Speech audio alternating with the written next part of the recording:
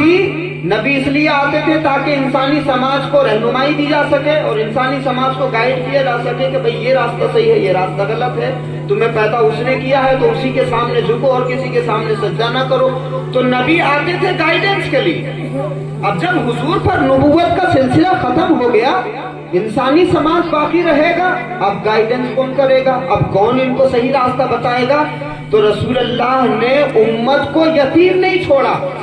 حضور علیہ السلام پر نبوت کا سلسلہ ختم ہوا اور پھر رسول اللہ نے وادی غدیر خم میں حضرت مولائے کائنات فاتح خیبر حیدر کرار کا ہاتھ بلند کر کے ارشاد فرمایا کہ لوگوں، میں تم کو یتیم چھوڑ کے نہیں جا رہا ہوں۔ نبوت کا سلسلہ بھلے ہی یہاں ختم ہو گیا ہے، جو کام پہلے حضرت عیسیٰ نے کیا، جناب موسیٰ نے کیا، جناب ابراہیم نے کیا، حضرت یوسف نے کیا، حضرت یعقوب نے کیا، اب چونکہ نبیوں کا سلسلہ ختم ہوتا ہے مجھ پر، اب انسانی سماج کو ہدایت کی ضرورت پڑے گی۔ تو یاد رکھنا، میں امت کو یتیمی کے حالات میں چھوڑ کر کے نہیں جا رہا ہوں، بلکہ جان لے ساری دنیا، میں جس کا مولا ہوں علی اس کے مولا۔ سبحان اللہ، سبحان اللہ، سبحان اللہ۔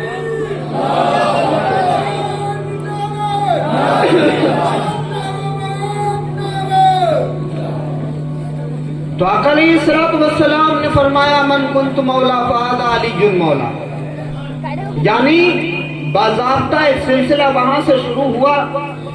اب ولایت کا سلسلہ شروع ہوا، جو کام نبی کرتے تھے اب وہ کام ولی کریں گے، اور حضرت مولا علی کو امام الاولیاء بنا دیا گیا، باب فاتح ولایت بنایا گیا، اور پھر حضرت امام علی مولائے کائنات سے سلسلے شروع ہوئے۔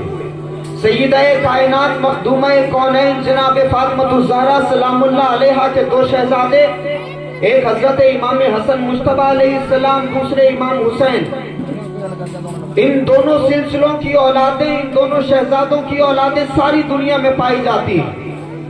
میں نے کہا آپ کو زمانے سے گھبرانے کی ضرورت نہیں ہے، حالات سے ڈرنے کی ضرورت نہیں ہے، میں آپ کے اندر امید جگانے کے لیے آیا ہوں۔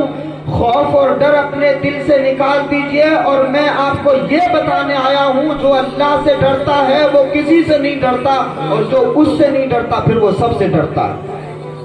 جو اس کے سامنے جھکتا ہے اس کو کسی کے سامنے جھکنے کی ضرورت نہیں پڑتی، اور جو اس کے سامنے نہیں جھکتا پھر وہ ہر در پر جھکتا ہے۔ یہ ایک سجدہ جسے تو گراں سمجھتا ہے، ہزار سجدوں سے دیتا ہے آدمی کو نجات۔ تو حضرت امام حسن مجتبیٰ اور امام حسین سے یہ سلسلے شروع ہوئے۔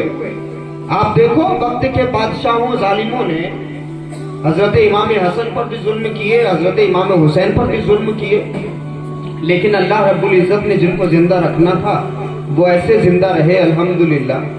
حضرت امام حسن مجتبیٰ کو زہر دیا گیا تھا، امام حسن علیہ السلام کو زہر دیا گیا، لیکن اس نسل کو ختم کرنے کی جتنی کوششیں کی گئیں اللہ رب العزت نے اتنی ہی برکتیں عطا فرمائی۔ لوگوں فخر ہے ہمیں کہ ہم امام حسن کو ماننے والے ہیں۔